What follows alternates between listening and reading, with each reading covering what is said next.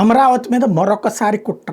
ఇందులో అమరావతి అభివృద్ధికి ప్రపంచ బ్యాంకు రుణం రాకుండా అడ్డుపడేటటువంటి పన్నాగం అన్నటువంటిది తెలుగుదేశంతో పాటుగా తెలుగుదేశం అనుకూల మీడియా ఆగ్రహం. రాజధాని నిర్మాణం తొలిదశకు ప్రపంచ బ్యాంక్, ఆసియా అభివృద్ధి బ్యాంక్ కలిసి 15,500 కోట్ల రూపాయలు రుణం ఇస్తుంటే అందులో ప్రపంచ బ్యాంకు వాటా 6,800 కోట్లు. తొలి వాయిదా నిధుల విడుదలకి సర్వం సిద్ధమైనటువంటి వేళ సిఆర్డీఎఫ్ పలు పనులకి టెండర్లు కూడా పిలిచింది. ఈ దశలో రాజధాని పనులకు రుణం మంజూరుకు సరైన విధానం అవలంబించలేదంటూ తాజాగా ప్రపంచ బ్యాంకు ఉన్నతాధికారులకి ఫిర్యాదులు చేశారట. వీటి మీద ఆ బ్యాంక్ ఇన్స్పెక్టర్ టీం ప్యానెల్ వచ్చి పరిశీలన ప్రారంభించింది.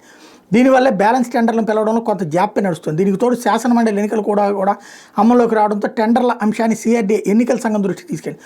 కోడికి ముందే ఎమ్మెల్యే, ఎమ్మెల్సీ క్వార్టర్లు, ఐఏఎస్ అధికారుల క్వార్టర్స్, ప్రిన్సిపల్ సెక్రటరీల బంగ్లాలు, హ్యాపీనెస్ట్, రోడ్ల అభివృద్ధి పనులు, ఎల్పిఎస్ ఇన్ఫ్రా వంటి పనులకు సిఆర్డీఏ ఇప్పటికే చాలా వరకు టెండర్లు పిలవడం.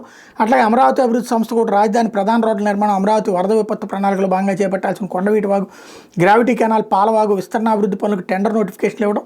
వీటిలో చాలా పనులకి ఈ నెలలోనే టెండర్లు ఖరారు చేయాల్సి ఉంది.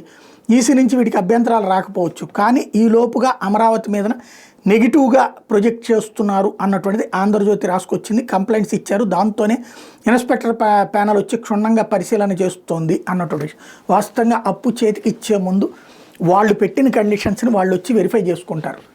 ఎవడో కంప్లైంట్ చేస్తే కాదు, అది కరెక్ట్గా ఉందా లేదా అన్నట్టు. కంప్లైంట్ చేస్తే ఆ పేర్లతో సహా వెల్లడించవచ్చు కదా, తప్పే ఉంది.